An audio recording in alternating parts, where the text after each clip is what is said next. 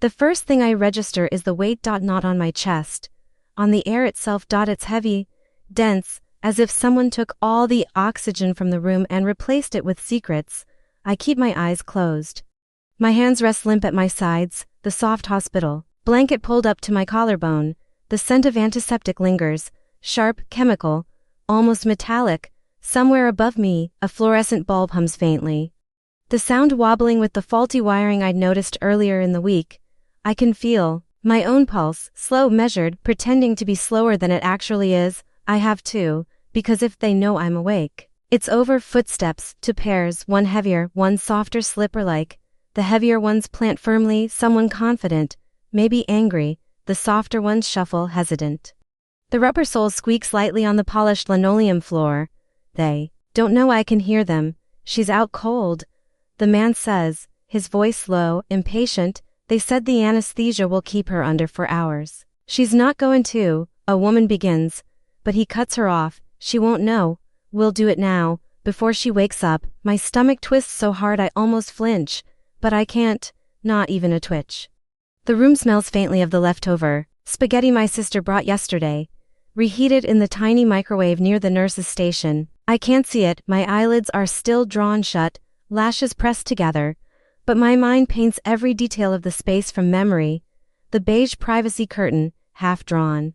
The floor stand with its steady drip, the small digital clock above, the bed ticking forward, one red digit at a time. What if, the woman starts again, her voice trembling. What if nothing? The man snaps, his tone slices through the air. Do you want to keep waiting? Do you want her to change her mind? Silence, then the faintest exhale. No. My heart is battering the inside of my ribs. I try to steady it, to keep my breathing shallow, too deep, and they'll notice, too shallow, and it will look unnatural. Every inhale is a needle threading through a loop of fear. What about her will? The woman asks. Quietly, I hear the rustle of papers, the crisp sound of a folder opening. She already signed the transfer forms. The man says, she doesn't remember, but she signed them. You were there? Yes, but stop, you want the house or not? House, that word punches me, harder than any scalpel could. They're talking about my house. The one I grew up in, the one I fought to keep after the divorce, the one Mom and Dad left me, saying it's yours, you'll be safe there. The air seems to thicken again. I taste copper in my mouth. I realize I've bitten my tongue. You handle the rest with the lawyer. The man continues, by the time she's up, the papers will be filed. The woman doesn't answer right away. I hear the faint tap of her fingernails against the bed's metal railing. My bed, fine, she says finally, the sound of a chair scraping. The man sits. His voice lowers to something almost tender. But it's the kind of tenderness you give a dog before you put it down. You know, she's always been stubborn, never trusted anyone to help her. That's her problem. She trusts us, the woman says, but it's shaky. I can't tell if it's guilt or fear. She won't, not after this, but she won't have a choice. My throat burns with the urge to swallow, but I don't, not yet. They believe I'm unconscious from surgery. My gallbladder removed this morning, and they're using this window to strip me bare, piece by piece, my assets, my home, my life. I fight the instinct to bolt upright and scream. That's what they'd expect from me. That's what would give them time to lie, to twist, to erase this moment. No. I single quotes LL stay still. I'll listen. I'll let them dig their own grave with their words. The man's phone buzzes. He mutters a curse and steps toward the door. Don't let anyone in, he tells the woman. If a nurse comes, say she's sleeping. The door opens, then closes. His footsteps fade into the hall. Now it's just me and her. The air shifts. Lighter without him, but still dangerous. I hear her pacing softly, slippered feet dragging slightly. She exhales hard, like she's trying to push something heavy off her chest. Then, she does something that almost shatters my mask. She leans close. I can feel her breath against my ear. I'm sorry. She whispers. The words don't warm me. They freeze me. Because they don't sound like a warning. They sound like a eulogy. She pulls back, and I hear the faint clink of a glass. She's pouring water from the plastic pitcher into the paper cup by my bedside. For a second, I think she might be trying to help me, that maybe this is all a terrible misunderstanding. Then she mutters, just loud enough for herself, but I hear every syllable. It's for the best. My nails dig into my palms, hidden under the blanket. I want to scream her name. I want to ask her how she can stand there and justify this, but I don single quotes T. Instead. I focus on the sound of the hallway beyond the door, the beeping monitors, the faint chatter of nurses, the squeak of a cartwheel in need of oil. Somewhere far off, a patient coughs, hacking deep into their lungs. Life goes on outside this room, and here, mine is being dismantled. When the man returns, his voice is brisk again. We're good. Lawyers waiting for the facts. She asks, yeah, old school, less traceable. They start talking logistics, numbers, dates, phrases like split it clean and change the locks. I file away every detail, each word like a nail. I'll hammer into them later. Then the man says something that almost makes me choke on my own breath. We'll move her into assisted living next month. The cheaper one out by the highway. I feel the blood drain from my face. I'm 38 years old. I stay frozen as they keep talking, voices blurring into a background hum of greed. The fluorescent light flickers once, then steadies. A fly lands on the four-pole and rubs its front legs together. My focus tunnels in on that tiny movement. Because if I think too hard about their words, I'll lose the stillness that's keeping me safe. Minutes pass, or maybe hours. Time in a hospital bends like that. Eventually, the man says, all right, let's go, we'll come back tonight. The door opens, footsteps fade. Silence swallows the room. I wait, 5 minutes, 10, 15, only. When I'm sure I'm alone do I open my eyes. Just a slit, the room is exactly as I pictured it. The 4 drip ticks quietly. The clock above me reads to 43 p.m. My pulse is loud in my ears, but my mind is louder. They think I'm helpless. They think I'm sedated. They think I'm already theirs, but I'm not. I close my eyes again. Just in time to hear the nurses making their rounds. My breathing stays slow. Even if they check my vitals, they won't notice anything off. Not yet, and in that stillness, I make a decision. I will not confront them now. I will not cry in this bed. I will not give them the satisfaction of seeing me break. I will listen, I will plan, and when the time is right, I'll make sure they regret ever standing in this room. The fluorescent bulb hums above me, steady now. The smell of antiseptic is sharp in my nose. My fingers relax against the sheet, not out of calm but control. I'm not dead, but for now, they can believe I am. When you're lying in a hospital bed, pretending to be unconscious, you have a lot of time to think. Too much, and my thoughts keep circling back to the weeks before all this, the ones that feel, now, like a carefully staged play. It started with the pain, dull at first, an ache under my ribs that I ignored because I didn't have time to be sick. I was juggling deadlines at work, helping my sister with her endless emergencies, and trying to patch the slow leak in my bank account that came from loaning money I'd never see again. Then one night, I woke up doubled over. The pain was sharp, hot, radiating into my back. I ended up in the air, clutching my side and trying not to throw up on the nurse's shoes. Gallstones. Surgery recommended. Routine, they said. You'll be home in 2 days. That's when they stepped in. My sister, the same woman who would be whispering it's for the best beside my hospital bed, was suddenly at my apartment every other day, bringing me soup, helping with laundry, organizing my bills into neat little stacks and tucking them into a folder like she'd been waiting for this job her whole life. And him, Mark. I never called him brother-in-law because they weren't married. He was just there, always, taller than me, broad-shouldered, with a voice that could turn from charming to cutting in half a sentence. I'd never trusted him fully. Not after catching him snooping in my desk once, claiming he was looking for a pen, but in those weeks, he was everywhere, offering to drive me to appointments, fixing a loose hinge on my kitchen cabinet, replacing my burnt-out porch light without being asked. I remember thinking, maybe I've been too hard on them, maybe they're just trying to help. The night before surgery, my sister stayed over. She made tea, chamomile with honey, and sat on my couch, asking about my recovery plan. Her eyes were wide, concerned. She said things like, "You've got nothing to worry about, and I'll be right there when you wake up." When I finally went to bed, I heard her talking to someone on the phone in the kitchen. Her voice was low, urgent. I caught only a few words before she stepped outside. After papers, timing, I told myself it was about work, or maybe one of her friends. I didn't know then that those words were about me. The morning of the operation, they both came to the hospital with me. Mark joked with the admitting nurse.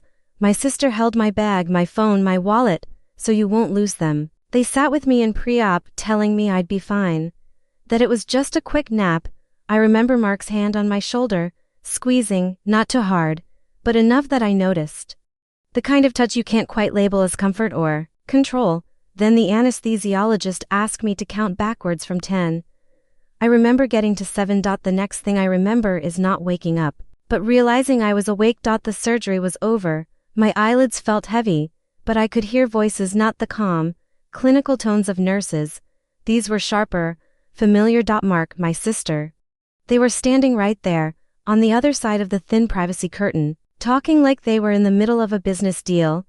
I can't tell you why I didn't open my eyes right then. Maybe it was the drugs. Maybe it was the way they didn't sound surprised I'd made it through, or maybe some primal instinct told me, stay still, this isn't for you to hear, but you need to hear it.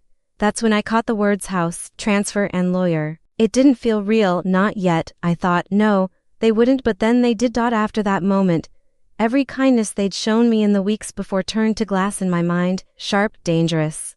Reflecting a truth I hadn't wanted to see. The soup wasn't care, it was positioning. The laundry wasn't help, it was inventory. The porch light wasn't generosity, it was access. And I realized something cold.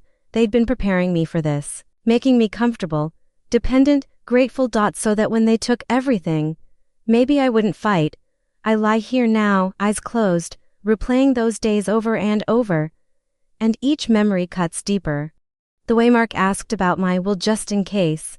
The way my sister took my spare keys for emergencies. The way she insisted I bring my jewelry box to the hospital, so it won't get stolen from your apartment, and then handed it to him to keep safe. Safe, God, I was stupid.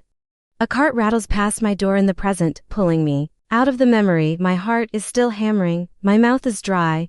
The fur line tugs at the back of my hand every time I shift my fingers. I want to sit up, to rip the line out and stagger down the hall, barefoot and furious, but I can't, not yet. Not until I know exactly what they're planning, not until I have something solid enough to throw in their faces, because when I come for them, I want it to hurt. I keep breathing slow, even listening, waiting for the next sound of their footsteps. My whole body feels wired, electric, like a deer frozen in a field while the hunters walk past. If they knew I was awake, they'd change their plan. If they knew I was listening, they'd cover their tracks. So I will be the perfect patient, the quiet one, the easy one, and when they think they've won, I'll open my eyes. The first time I hear them come back, I know something's different. The air changes before they even speak. The faint smell of cold air follows them in, like they've just come from outside. Shoes on linoleum, not the slow, cautious steps of people visiting a patient. These are brisk, businesslike. I keep my eyelids lowered, letting my breathing stay slow and steady. My body's still heavy from anesthesia, but my mind is razor sharp now. Every sound feels amplified. They stop just inside the door. No greeting, no how's she doing? Just silence. She's still out, my sister asks. Finally, her voice is low, but not soft. Testing, she's fine, Mark answers. Checked with the nurse. They said she's groggy, won't remember a thing. A pause. Paper rustles. That folder again. I picture the cheap manila edges, the black inked signatures inside. My signature? She signed here, and here. Mark murmurs, witness lines are filled, we're good. There's something about the way he says with that makes my skin prickle. I hear the scrape of a chair. Someone sits. The other paces. I can tell who's who without opening my eyes. Mark is still calculating. My sister moves, restless, her steps uneven. What about the safe? She says suddenly. My stomach tightens. I told you, I'll take care of it, Mark replies. Keys are in her bag. Combinations on that sticky note in her desk. Same one I saw last year. You're sure she hasn't changed it? Why would she? She trusts you. That last line is like a blade. It's not just what he says, it's the truth in it. I did trust her. I trusted her enough to give her my spare key, my passwords for emergencies, my spare debit card when hers got lost. I told myself family meant safety.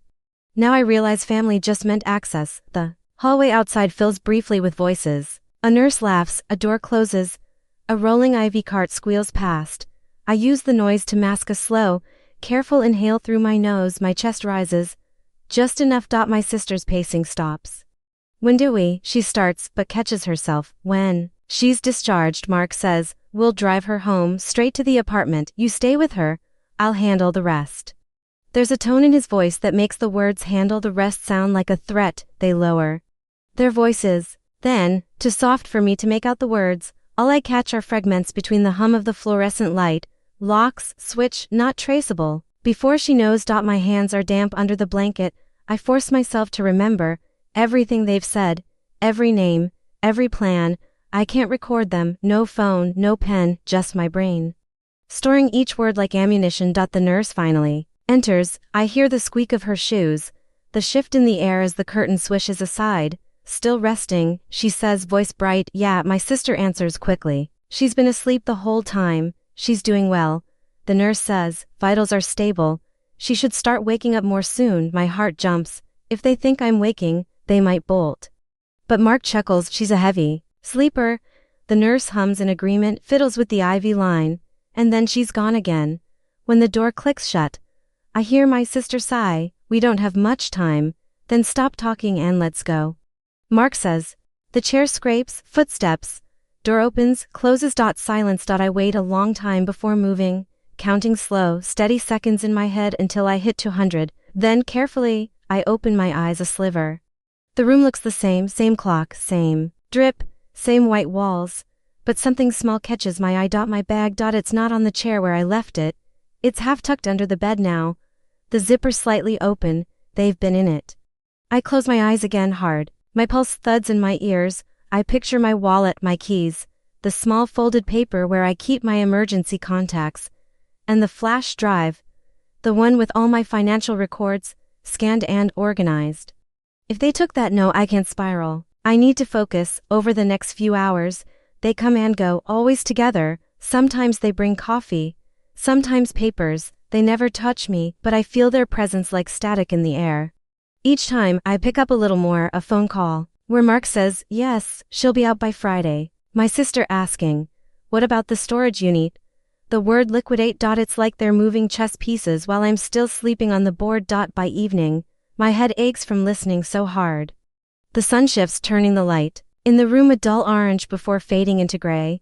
Nurses switch shifts. Dinner trays clatter in the hallway. They haven't said anything directly incriminating in hours, but every glance between them is a thread in the web they're spinning around me. I can feel it tightening, and I know, when I finally break this stillness, I'll have to rip that web apart in one clean motion, but not yet, not tonight. I need them to think I'm weak. I need them to think I'm theirs. Because the longer they believe that, the more they'll reveal, and when the truth is complete, I'll open my eyes, lying here, still as stone. I can feel the weight of years pressing down on me. Not just the last few weeks, all of it.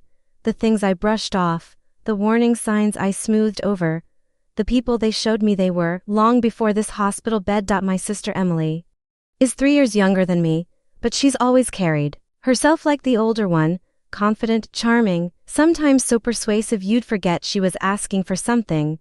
When we were kids, she could talk me into anything, sneaking cookies before dinner, skipping school to go to the movies, taking the blame when she broke Mom's antique vase, because, she swore, you're better at apologies. It always seemed harmless back then. I wanted to protect her. She was my sister, but patterns don't disappear just because we grow up. They get sharper, more expensive. The first real fracture between us came after Mom and Dad died. We were both grieving, raw and unsteady. The will named me as the sole owner of the house. The one I'm realizing now they want to take. Emily acted like it didn't matter. Said she was too busy with her own life to worry about property. But every so often, she'd bring it up. A joke about how one day, when we sell, we'll split the money. I'd remind her it wasn't ours to split, and she'd smile like she knew something I didn't. Then came Mark. The first time I met him, he was leaning against Emily's car, sunglasses on, even though it was cloudy. He had that kind of grin you couldn't pin down, part charm, part threat. We shook hands. His grip was just a little too tight. He moved in with her almost immediately. Didn't work for the first 6 months. Between jobs, he borrowed tools from my garage and never returned them. Once, at a family barbecue, I caught him in my study, rifling through a drawer. He said he was looking for a bottle opener. The drawer held my tax returns. I told Emily I didn't trust him. She rolled her eyes, called me paranoid. But after that, he kept his distance from me, not physically, but in a way that felt colder. Less small talk, more calculated glances, like he was sizing me up. And Emily, she seemed to lean on him more, started bringing him to every meeting about our parents' estate, let him speak for her. It was around that time she asked for a temporary loan to cover some bills. I gave it to her. I never saw it again. The thing is, I always told myself it's family. Money can be replaced. Houses can be rebuilt, people can't. I thought loyalty meant absorbing the small betrayals so the relationship would survive, but small betrayals grow. 2 years ago, I had a scare, a fall down the back steps in the rain. I sprained my wrist, bruised my ribs. Emily and Mark were right there to help, drove me to the picked up groceries, called every day. It felt like love. But looking back now, that was the first time they had access to everything, my keys, my passwords, my absence from the house. I came home to find the mail sorted, and a few envelopes missing. Lying here now, I realized something awful. They've been building to this for years. Every moment of kindness was also a moment of mapping me, learning my routines, my weak spots, my blind trust. I thought the surgery was the start of the danger. It wasn't. It was just the moment they finally decided to close the trap. The sound of footsteps in the present snaps me out of memory. Not them this time, heavier, slower, a nurse probably. The door opens, and I feel the shift of cooler air against my face. She checks the 4, notes something on her clipboard, leaves without a word. Silence again. I let my mind drift back, but now I'm not just replaying the past, I'm connecting the dots, every missing item, every conversation I brushed off, every time Emily insisted on helping me with my paperwork. And I start to wonder, what else have they taken that I haven't even noticed yet? The thought chills me more than the hospital air ever could, because if they've been patient enough to wait for me to be cut open, drugged, and vulnerable before making their move, then there's no telling what they'll do next. And when I finally open my eyes to face them, I need to be ready for that, completely ready. I've been still for hours, every breath measured, every twitch suppressed. The steady beep of the heart monitor is the only thing betraying me as alive, and I've learned to control even that, slow, steady, like a deep, dreamless sleep. It's hard work playing dead, but tonight, I know it's about to pay off. The hall outside my room is usually quiet after visiting hours, but tonight I hear it. The sharp click of Emily's heels. Not the polite, even pace she uses when nurses are around, but that impatient, rapid tap that means she's in a hurry. A man's footsteps follow, heavier, more deliberate. Mark. They don't bother knocking. The door swings open, cold air from the corridor spills in, carrying the faint scent of rain from outside. Emily is the first to speak. She's still out. Mark steps closer to my bed. I feel his shadow fall over me. Out cold, he says, with that smug certainty I've heard in his voice before. Doc said she'd be in a fog for days. Perfect. Perfect. The word makes my pulse spike, but I force my breathing to stay level. Emily sits down in the chair beside me. I hear the faint creak of leather as she crosses her legs. You checked the safe? She asks. Empty, Mark says, but don't worry. I've got the keys to the house. We'll go through everything once she's, not around to stop us. I want to open my eyes, to pin them both to the wall with a glare that says I know. But instead I listen. Because I need the whole truth. Emily leans closer. I can feel the warmth of her breath near my ear. She's got the deed in the file cabinet in her study, bottom drawer, under all that boring paperwork, and the will. We destroy it. Nobody can prove it was meant to stay in her name. Mark laughs softly. You're colder than I am. Emily's voice sharpens. No, I'm just smarter. We've waited long enough. She's been selfish, keeping that place to herself while we're barely scraping by. Now we'll finally get what we deserve, what they deserve. The words slice deeper than any scalpel ever could. Mark moves around the bed, checking the hallway, before lowering his voice. What about the accounts? You think she's got more stashed away? Emily's tone turns calculating. She's always been careful. If we hit the bank before she's out, we can drain the savings. All we need is her ID. I've got her wallet. I hear the faint rustle of leather. My wallet. It all starts to click. Every helpful visit. Every offer to run errands for me after the surgery. Every time she hovered over me while I signed something. They weren't helping. They were casing me. Mark laughs again. Low and ugly. By the time she wakes up, we'll be gone. House sold, money in our account. And nothing she can do about it. Emily hums in agreement. She's too trusting, always has been. That's her problem. I feel something inside me shift. Not fear, not anymore. This is anger, molten and bright, pushing against my ribs. They think they're untouchable. They think I'm gone. Or as good as gone. They have no idea I'm here, memorizing every word. There's a long pause. I hear the faint click of Emily's nails against her phone screen. She's typing something. Probably sealing my fate in some legal loophole she's been planning for years. Mark speaks again. So, how long before the doctors realize she's not bouncing back? Emily's answer is cold. Doesn't matter, by then we'll have everything. Everything. That's the moment I know. They won't stop at money or the house. If they could erase me completely, they would. Maybe they already plan to. They start talking logistics, movers, lawyers they trust. Some guy Mark knows who can handle paperwork without too many questions. I memorize it all. Every name, every place, every step of their plan, because when I open my eyes, it won't just be to confront them. It'll be to destroy them. Emily finally stands. The chair legs scrape softly against the floor. Come on, we've got a lot to do before morning. Mark's footsteps follow hers toward the door. Then they stop. Mark comes back. I feel the edge of his hand hover near my face like he's checking for breath. For a split second, I think he's caught me, but then he chuckles. She's really out. The footsteps retreat. The door closes, silence again, but it's not the same silence as before. Now it's charged, a fuse burning toward something inevitable. They've shown me their true faces, and they think I'm powerless.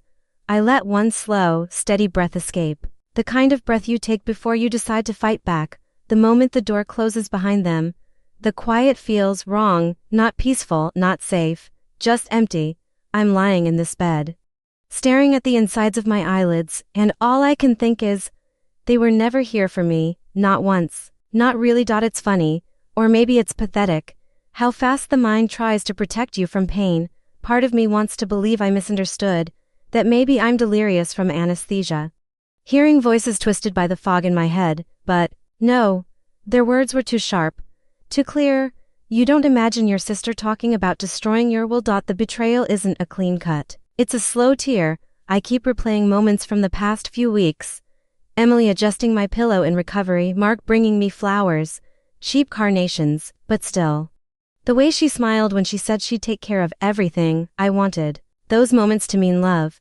Now I see them for what they were, rehearsals. Practiced performances for the role they were playing. The heart monitor beeps in time with my rage, steady, measured, but getting faster. And underneath the anger is something worse, a hollow, deep ache in my chest. I've lost people before, to illness, to accidents, to time, but this is losing someone while they're still alive, and it's worse, because you can't mourn them. You have to fight them. I shift my fingers slowly under the blanket, flexing them just enough to remind myself I can move. I'm not helpless, not yet. The problem is, they think I am.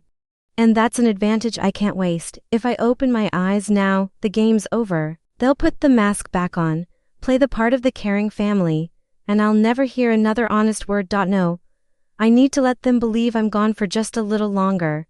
It's strange, in this moment, I can feel my heart split into two versions of myself. One is still the big sister who made excuses for Emily, who lent her money and trusted her with keys and passwords and pieces of my life. The other is someone new, someone harder, sharper, and I know which one I have to be if I'm going to survive this. I focus on the little details around me, the hum of the fluorescent lights above, the faint antiseptic sting in the air, the scratch of the hospital blanket against my skin. Every sound, every smell, every texture is real, tangible, proof I'm still here, because right now, the danger isn't just them. It's the temptation to sink into despair and let them win. A soft shuffle of shoes passes outside my door. I freeze, not Emily, not Mark, to light, probably a nurse. Still, my body tenses. Like a deer frozen at the edge of a clearing, I start cataloging what I know. They have my wallet, my ID, keys to my house. They know where the deed and will are kept. They're planning to move fast, before morning. They have no reason to think I can stop them. That last one is the only advantage I've got. And if I use it right, maybe it'll be enough. My throat burns with the words. I want to scream. I want to shout for the nurse, for the doctor, for anyone who will listen. I want to call the police, but I can't, not yet. If I cry out too soon, Emily will just spin the story. She's confused from the medication. She's imagining things. And who would they believe? The lucid, smiling sister who's been at my bedside for days? Or the groggy patient fresh out of surgery? No, I need evidence. I need a way to make their plan collapse in on them before they realize I'm watching, and that means staying still for now. The minutes crawl by. I count them in the rhythm of the heart monitor, 40 beats, 60, 80. The night outside thickens. In the darkness behind my closed eyes, I start to see it, not just surviving, but turning the knife back on them. If they want my house, they'll walk into it thinking it's unguarded. If they want my accounts, they'll use my name to take what they can. And maybe I can use that to set a trap. It's a dangerous idea, but the alternative is letting them strip my life bare. The thought hardens into something solid in my chest. I can't go back to who I was before tonight. That version of me is gone. What's left is someone who knows exactly what her enemies look like, and how they sound when they think she's dead to the world. I shift my fingers again. Just enough to feel the blood moving through them. Not yet. But soon. I make myself a promise in the dark. When I open my eyes, it'll be on my terms, and when I speak, the first thing I say will change everything. To the audience, if you've ever wondered what it's like to feel your heart break and sharpen at the same time, this is it. And I need you to remember something. When the people closest to you show you who they really are, believe them. The hospital at night doesn't sleep, it hums. Machines murmur to themselves. Distant footsteps echo through the hall like whispers. Somewhere, a patient moans. And somewhere else, a nurse laughs softly at something she's reading on her phone. Life continues here. Even in the hours when the outside world forgets about you, and that's good. Because I need this place alive while I pretend to be dead. My plan isn't fully formed yet. It can't be. I'm still tethered to tubes, stitched up. Weak enough that even breathing too deep makes my chest ache. But revenge doesn't need to come in a single strike.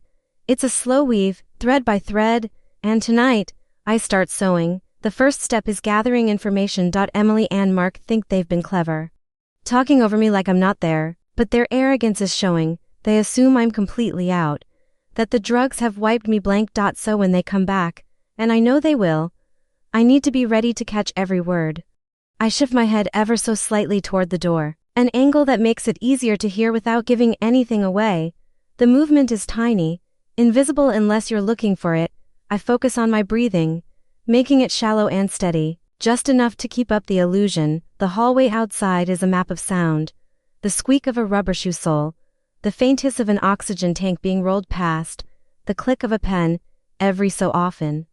There's a rhythm I recognize. Emily's quick, clipped steps paired with Mark's heavier, slower ones. When I hear that pairing, I let my body go limp again, as if even my muscles have given up. They arrive around midnight. The door opens. Just a crack at first, a pause, then a full swing. Emily's voice, low, but with that edge she gets when she's impatient. We don't have all night. Mark's reply is rougher, more irritated. You said she'd be out till morning. If someone comes in, she's fine. Emily cuts him off. Look at her. She's not waking up. I force my eyelids not to twitch. The sound of a chair being pulled closer. A rustle, paper, fabric. No, it's the zipper of my purse. Got it. Emily whispers. The pause is short, then she says bank card and house keys. Perfect. My jaw aches from clenching it. But I don't move. Mark lowers his voice so much I almost miss it. What about, the papers? There's a soft click, my phone being unlocked. They've guessed or know my passcode. I'll email them to myself. Emily says casually from her account. No trail. I want to laugh, a bitter, broken laugh, because she thinks I'm not going to see it when I wake up. They don't stay long. They never do. The less time in here, the better for them. When they're gone, I'm left with the faint scent of Emily's perfume, citrus and something sharper underneath. It clings to the air like her betrayal is refusing to leave the room. I start working as soon as the hallway is empty again. My fingers flex under the blanket, then curl. The movement sends a dull ache through my arm, but I need to know I can move when the time comes. I angle my head just enough to glance toward the bedside table through a slit in my eyelids. Clipboard, call button, plastic cup of water. The clipboard is the key. If I can get a pen, I can write something, leave a note for the right person, Someone who can't be manipulated by Emily's smile or Mark's half-truths. But first I need a pen, and that means waiting for the night nurse. When she comes in, I let my breath hitch just once, enough to make her glance at the monitor. She adjusts a tube, murmurs something soothing even though she thinks I can't hear. Her pocket jingles softly when she leans over. That sound, a pen clicking against something, I file it away. Next time, I'll be ready. The hours stretch. The pain in my body becomes a constant, low throb, not sharp enough to break me, not soft enough to ignore. It keeps me anchored in the moment, which is good. Because the temptation to just drift is strong, but I can't drift, not yet. I think about my house. The one Emily's so eager to take. The creak of the back steps. The smell of the kitchen in winter. The oak tree outside my bedroom window that's been there since I was a kid. It's more than walls and furniture. It's my anchor to everything that came before them. And they will not take it. When the nurse returns near dawn, I'm ready. As she leans over to check the 4-line, I let my hand slip just enough that my fingers brush her wrist. It's a risk, too much movement could give me away. But she startles, looks at my hand, then at my face. I keep my eyes closed, but I curl my fingers slightly, brushing her palm. Her hand closes around mine instinctively, and that's when I feel it, the slim, cool shape of a pen clipped to her sleeve. I can't take it now. She'd notice, but I know she wears it, and I know her schedule. Tonight. I'll get it, tonight. The weaving starts in earnest. I let my hand relax again, sinking back into stillness. The nurse smooths the blanket over me, murmuring something soft, and leaves. The door clicks shut. And in the darkness, I feel something dangerous stir in me. Not fear, not grief. Resolve. Emily and Mark think they're pulling the strings. They don't realize I've started threading my own. Hospitals are like oceans, quiet on the surface, but beneath, a constant pull, currents moving unseen. I've been drifting in it for days, letting myself float while Emily and Mark paddle around. Certain they control the tide. Tonight, I dive. The night nurse comes at her usual time, 1:13 a.m., give or take a few minutes. She always pauses outside the door first, probably checking the chart. The door handle clicks. Then the slow, careful push so it doesn't bang against the wall. I'm ready. My breathing is even. My body slack. She moves around the bed, checking lines, jotting notes. Her pen flashes in the dim light. When she leans close to check the monitor, I let my arm slide just enough that my hand hangs over the edge of the bed. Careful there, she murmurs, tucking it back under the blanket. But in that moment, quick as a whisper, my fingers hook the pen from her sleeve. It's small, plastic blue cap. I curl it into my palm like it's the most precious thing I've ever held. She doesn't notice. She moves to the other side, adjusts the IV bag, and leaves. The door closes, and suddenly my heart is pounding so hard I think the monitor might give me away. I wait. 10 minutes, 15, long enough that the nurse is probably 2 rooms away by now. Only then do I open my eyes, just a slit, and look toward the clipboard on the table. Too far, I can't stand. I can't even sit without pulling half the stitches in my side. But I can inch my arm out, fingers searching. The pen is slick with sweat. I stretch, pain blooming through my ribs, until my fingertips brush the board's edge. It tips, slides, clatters softly onto the mattress. I freeze. Footsteps in the hall, closer. The door opens, but it's not the nurse, it's them. Emily first, in that ridiculous fur-lined coat she wears even indoors. Mark follows, his eyes scanning the room like he's looking for cameras. You're sure she's out? He mutters. Emily doesn't answer.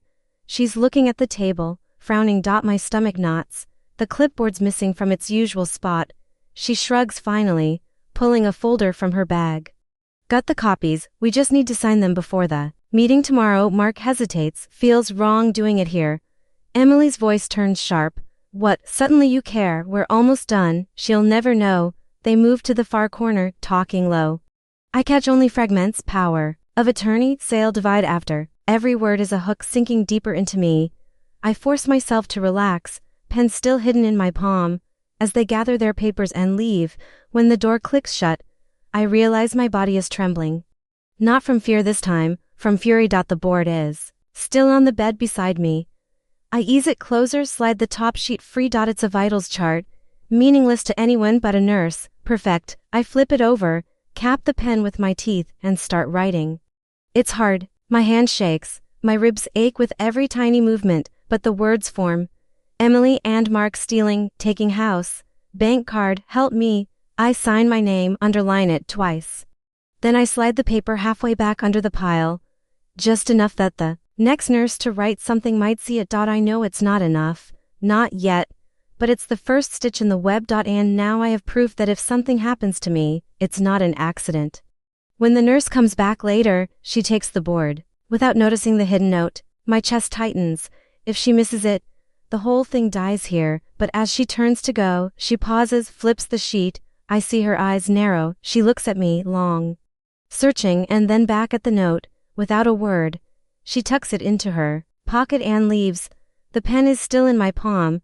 I think I'll keep it. Morning comes slow, the kind of slow that makes the air feel heavier. I don't open my eyes, but I feel the change.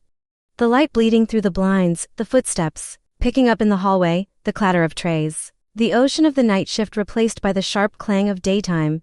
And with it, them. Emily's voice is the first I hear. It's tight, clipped. You're sure you didn't leave it out? Mark answers. Low and defensive. I told you. I didn't touch it. They're closer now.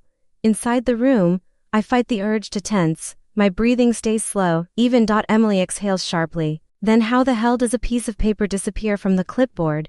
Those things don't just walk away. My stomach knots. They know not everything, not yet, but enough to smell something off. Mark mutters something I can't catch, but Emily cuts him off. If she's waking up earlier than they're telling us, that changes everything. Her words are a blade pressed just under my ribs. I let my eyelids twitch, just once, like someone deep in a dream. Then stillness again. They linger. I can feel them watching me. The weight of their gaze presses down on my skin. Emily steps closer. The faint scent of her perfume, too sweet, too fake, drifts over me. She looks out. Mark says finally. Emily doesn't move. I hear her bag zipper, papers rustling, a chair scrapes. She sits beside me. The silence stretches. You know, she says softly, if you are in there somewhere, this'll be over soon, one way or another. It takes every ounce of control not to flinch. Her voice has no sister in it now. Just steel. Mark says something about the time, and then they're gone. The door closes, but the smell of her perfume lingers like a stain. For the first time, I'm not sure if the game is still mine. I have the pen, the note, but they have suspicion now, and suspicion makes people dangerous. Hours pass. The nurse from last night doesn't come back. Instead, a new one takes her shift. A man with unreadable eyes and too many questions about how I'm feeling. I give him nothing. At lunch, another visitor slips in, not family. A woman in a dark blazer, clipboard, ID badge that flashes too fast for me to read. She asks the nurse to step out, then she leans close. I'm with hospital security, she says quietly. We received your message. Her voice is low but steady, the kind you believe before you even think about it. You need to stay still. We're watching your sister and her friend, but you can't let them know we're involved. Not yet. It hits me then. My note worked. Not just worked, it's growing roots. I want to ask 1,000 questions, but she straightens, her face already neutral again as the nurse returns. Just a routine patient check, she says to him, and leaves. Relief flares in my chest, and then dies just as fast. Because of security is watching. Emily and Mark will notice. They'll feel the net tightening, and when rats feel trapped, they bite. That night, I hear them again. Not in my room this time, but just outside. Emily's voice, sharp. If there's even a chance she's been awake. Mark cuts her off. Then we finish it tonight. The words hit harder than any wound from the surgery. Finish it. No ambiguity, no hesitation. My body goes cold. The pen is still under my pillow, my only weapon, but it's not enough anymore. Tonight isn't about patience, it's about survival. The clock ticks loud in the dark, every second bringing them closer. And I realize, if I wait for them to make their move, I might not see morning. The hallway is too quiet. That's how I know they're coming. Hospitals at night are never silent. There's always a cough, a monitor beep, a cart rolling past. But now nothing, even the air feels still. I slide the pen deeper under my pillow, not because I'll use it as a weapon, but because it reminds me, I've already beaten them once. Footsteps, slow, careful, the door cracks open. Emily first, face shadowed, Mark behind, a shape in the dark. They don't speak, not at first. Emily closes the door. Mark moves to the window, checks the blinds. The sound of my heart is loud in my ears, but my breathing stays even. Emily's hand dips into her bag. Something metal flashes. Too small for a knife, a vial. My stomach twists. Mark steps closer to the bed. Still out, he whispers. Emily nods. Let's make sure she stays that way. It's the moment I've been waiting for. I open my eyes. Not a slit, not slow, fully. Emily freezes. Mark stumbles back. And I smile. Hi, my voice is rough, but clear enough. Emily's shock curdles into something harder. You have been awake for a while. I cut in. Mark glances at the door. Don't, I say. The word lands heavy, like a command. I push myself up in bed. Pain burns through my side. But I keep going. I know about the papers, the sale, the account, all of it. Emily tries to laugh. It's brittle. You don't. I also know security has been watching you since last night. I interrupt. I see it hit her. The flicker in her eyes. The door opens again. Not a nurse. To security officers. The woman in the dark blazer from earlier steps in behind them. Ms. Reynolds, she says to me. We have everything we need. Emily turns on me. You think they'll believe? They already do, the woman says. We've been recording since you walked in. Mark swears under his breath. The officers move in. Emily's voice rises. You can't do this. She's lying. I lean back against the pillows. Suddenly so tired I can barely keep my eyes open. You should have left me in peace. I say. They cuff Mark first. He doesn't resist. Emily fights, twisting, cursing, until one officer pins her arms. Her eyes find mine. For a moment, I almost see my sister there again. Almost. They drag them out. The door closes. The silence after is heavier than before. The woman in the blazer steps closer. You did well, she says softly. Most people wouldn't have been able to pull that off. I almost laugh. Most people don't have to. When she leaves, I'm alone again. The room hums with the faint sound of the monitors. I reach under my pillow. The pen is still there. I turn it in my fingers. A piece of cheap plastic, and the thing that saved my life. I don't know yet what comes next. But I do know this. If you ever want to see someone's true face, play dead.